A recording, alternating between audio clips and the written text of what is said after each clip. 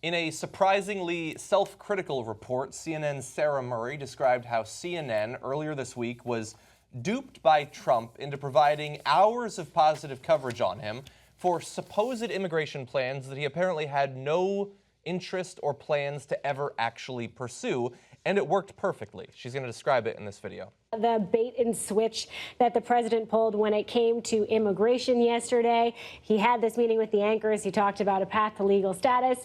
Basically, they fed up things that they thought these anchors would like, that they thought would give them positive press coverage for the next few hours. A senior administration official admitted that it was a misdirection play. And you will note that when the president was actually out there speaking to the American public, he didn't talk about a path to legal status. He talked about reforming the legal immigration system so it's merit-based. That means fewer low-skilled workers, fewer people coming on family ties, more people coming on high-skilled visas. That is still closer to a Stephen Miller and Steve Bannon framework of the world than Gang of Eight, who pushed comprehensive immigration reform.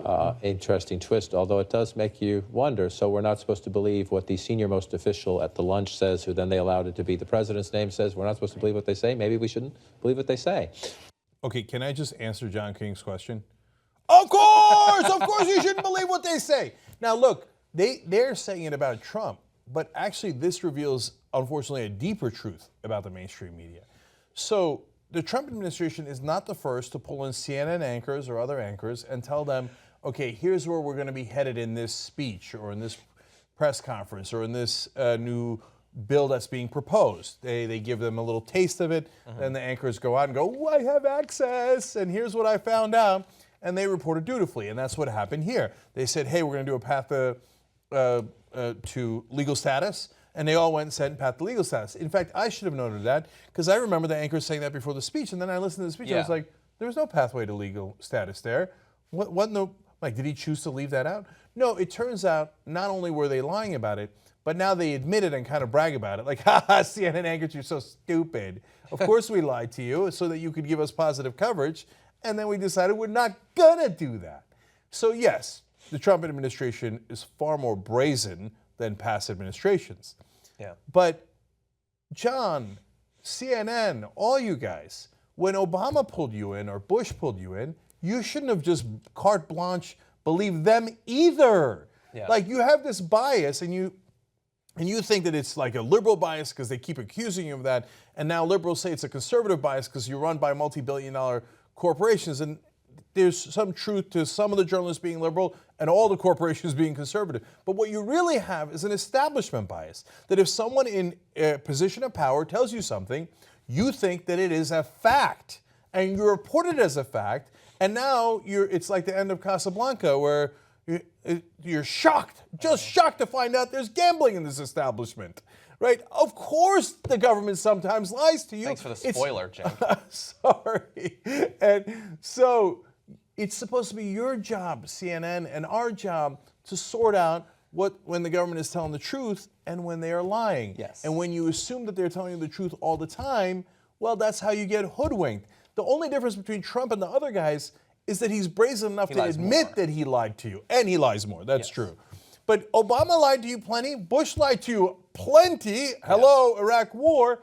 And you still didn't get it through your thick head that sometimes they're lying to you. Yeah. Which isn't to say, of course, that you can't report what happens at your special lunch with the president, but you can't then just say, he says pathway to citizenship to you, Dan. No, you have to say, okay, does this actually, first of all, acknowledge that he lies constantly, and both he and his representatives often say things that turn out to not actually represent what he plans to do, but especially if the plan he says he's pursuing goes directly contrary to his past rhetoric and past proposals, you have to acknowledge that when you report on it.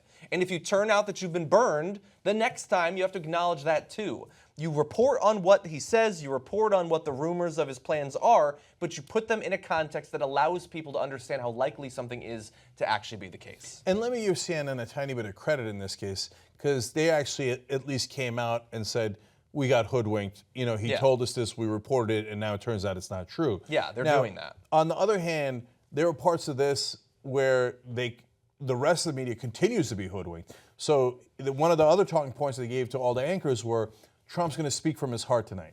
That is a meaningless slogan. It doesn't mean anything. And it's the fact that he's actually reading for a prompter means that he's speaking less from his heart. When he goes impromptu, that's actually the actual Trump. Anyway, they put that talking point to all the anchors. All the anchors said it. You go back and watch all those networks. Before the speech, they said that. And after the speech, people like Gayle King came out and said, oh, yeah, he said he was going to speak from the heart, and he did. No, don't aid and abet his lies.